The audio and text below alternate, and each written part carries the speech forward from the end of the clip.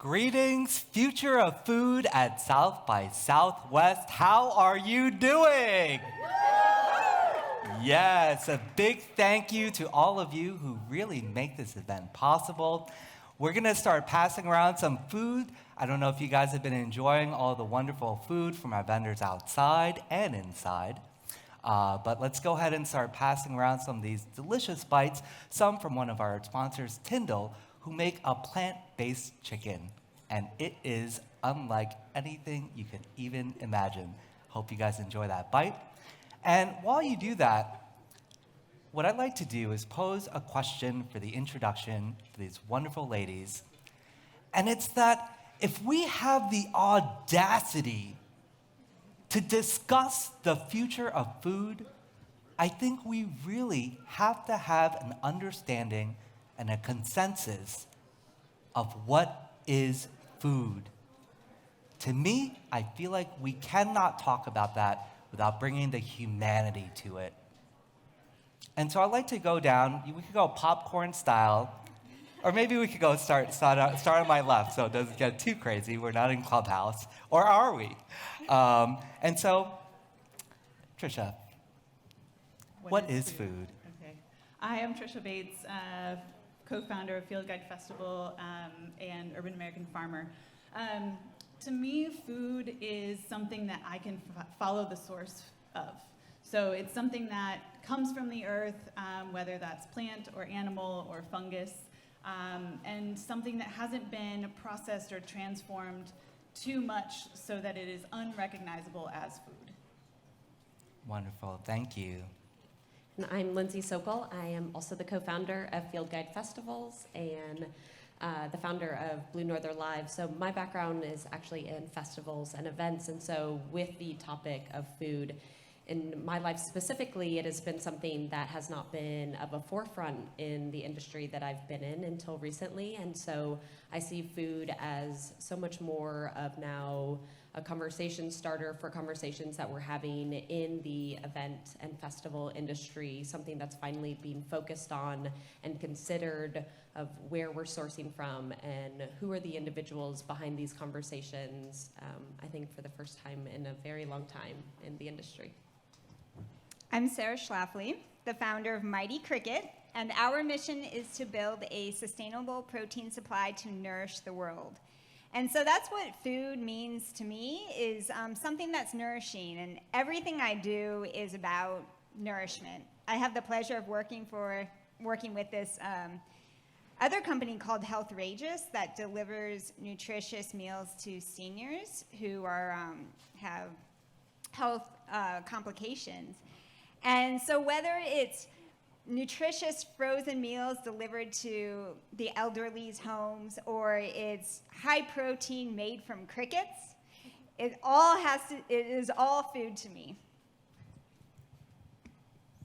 Hi everybody, my name's Kass. I work with Nextgen Foods, which is the maker of Tyndall, the plant-based chicken that you all are eating that's being passed around.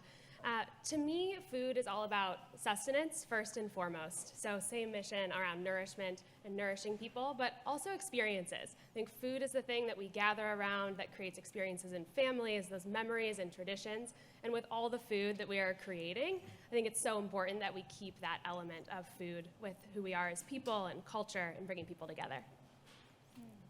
Thank you guys so much.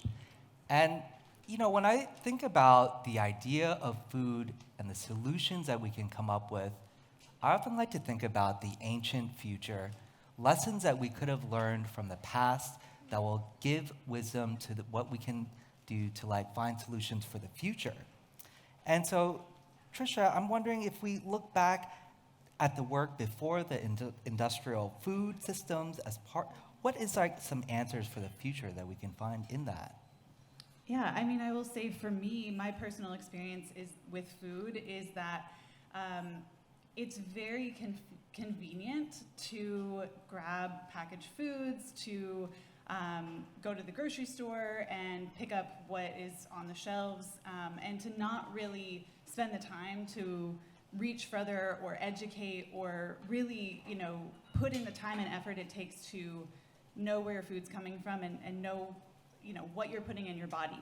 And so I think a big part of right now the sort of the movement that Field Guide Festival is built on is that we used to have these localized food systems that were built on community. You know, one person grew plants and another person raised cows, and you know, we could trade. And so there was this very stable localized food system. And I think with industrial agriculture and the way that we have spread where we get our food from all over the world and all over the country, we don't know what we're putting in our bodies now, right? So going back to how it was before we broke the system down, we need to rebuild those communities. We need to re-educate ourselves. We need to be able to be active participants in our local food system so that we can make sure that it's strong for the future.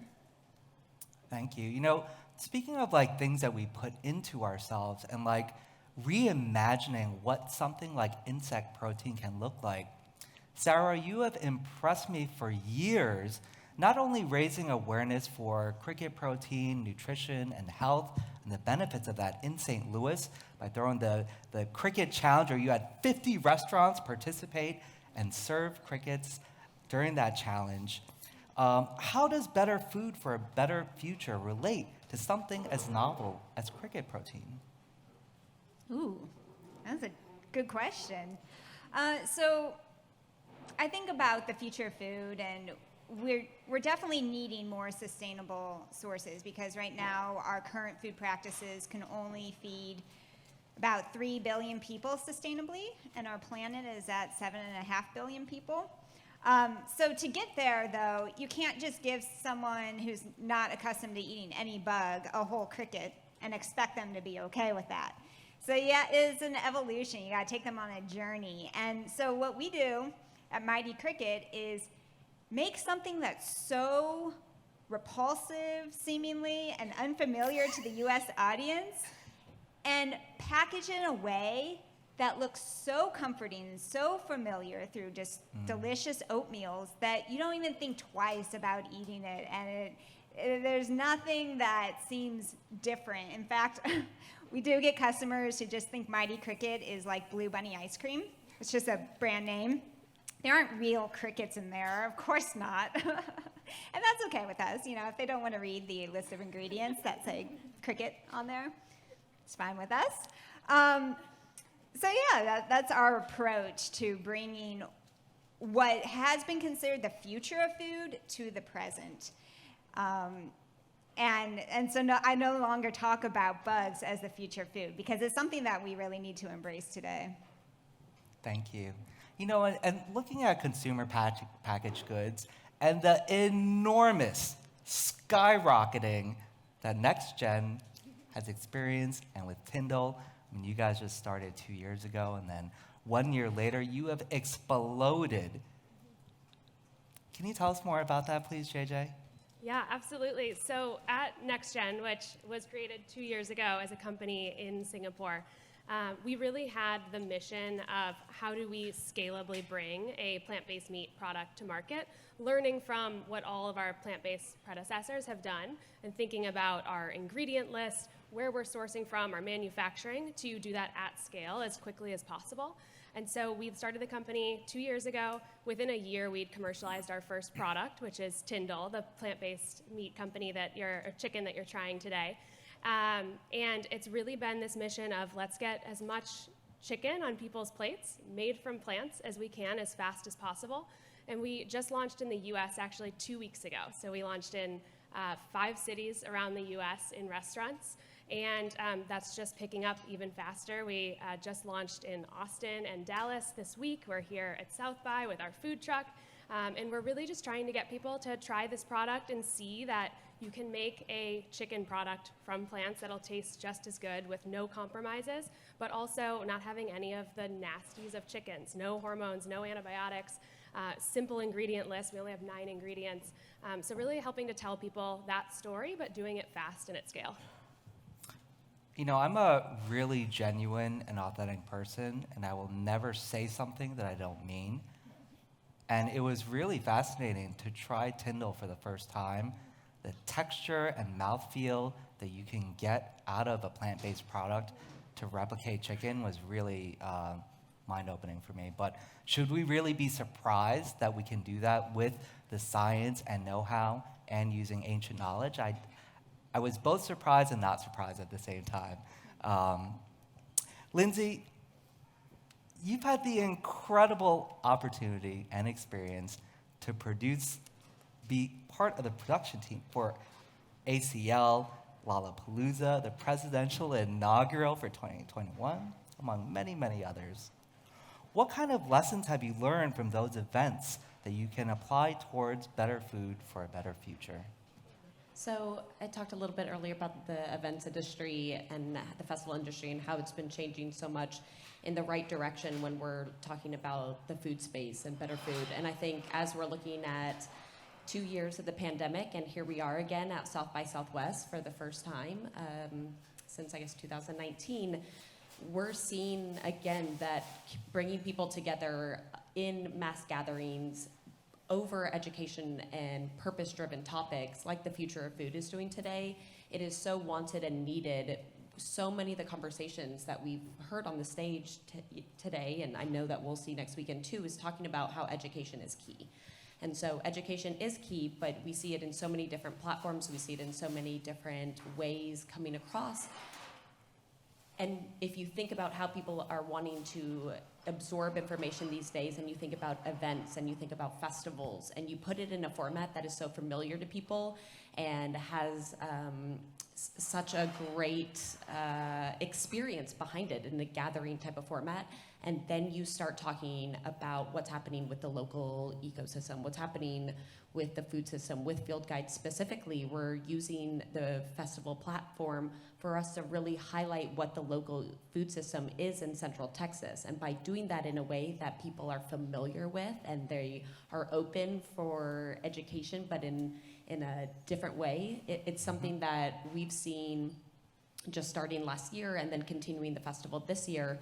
We've seen that it's something that is really going to be pushing forward so many pieces of the local ecosystem just here in Central Texas, from how we're partnering chefs and farmers together, bringing chefs and farmers together in a unique way to present and cook all the dishes that we have at Field Guide, which you're seeing them there on site together. You're seeing the story. So instead of just seeing a farmer's name or the farm, or it's, from Peeler's Farm, you're actually meeting the couple behind Peeler Farms. You're just bringing to life what you're reading about, what you're hearing about in podcasts. It's showing it in a tangible form that is going to bring to life more education in ways that we're hoping to push forward.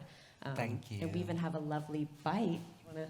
Yeah, we brought our culinary director today, Chef Philip Spear, and his team at Assembly, and they're passing around bites that really represent that full circle of the food system. So it's the masa that they've ground the corn, the heirloom corn, to make the crisps, taken the whole carrot, used the tops for salsa matcha, and it's even topped by a chapeline cricket. Oh, wonderful. Thank you. One of the great privileges and honor, and something that brings me great joy to be here with you guys, is that the future of food has to be more representative and uplift the female voice, really.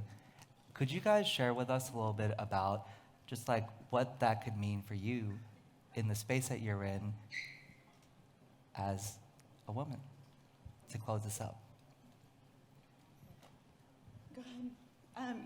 I think part of that, to me, the feminine voice, and it doesn't have to come from women. I think the feminine voice can come from anyone, but I think it is consideration. I think it is slowing down. It's paying attention. It's listening. It's asking questions. It's asking us to stay curious about what is food, where our food comes from, and where we're going next. Thank you. We're running short, so if we could keep the answers brief, please. Okay. Thank you, guys. So our surveys show that if you just ask someone, are you willing to eat a bug, more men say yes than women. And the Mighty Cricket brand very much positions it to be more open to women. It's not all about being like a tough mudder. It's about being just holistic and family inclusive. Yeah, I think it's really incredible to see, this panel full of really amazing women up here, and I do think the future of food in a lot of ways is going to be led by women. Women have historically been the ones feeding families, so it makes sense that there's so many women who are passionate about this. And at Nextgen in particular, our board and our team is actually 50% women. And that's a thing that from the beginning, our founding team has focused on diversity. And that's diversity of thought, diversity of people. We're a global team that's fully remote. And it's something that's been key to who we are as a business. Thank you, JJ. All right, well, Lindsey, I think maybe we're out of time. Do you have a quick answer, or do you want to? No, I'm just so thankful that you put us all on the stage here together, because I think this shows a great diversity of where we are right now in the food industry. Yeah. Thank you all so much. Please stay. We have an entire week of beautiful programming. Thanks so much to Food Tank. They are so thoughtful in how they curate a lot of the discussions, to Little Herds. There are so many organizations. I'll stay up here forever thanking everyone. So really, thank you guys, and please enjoy. Thank you.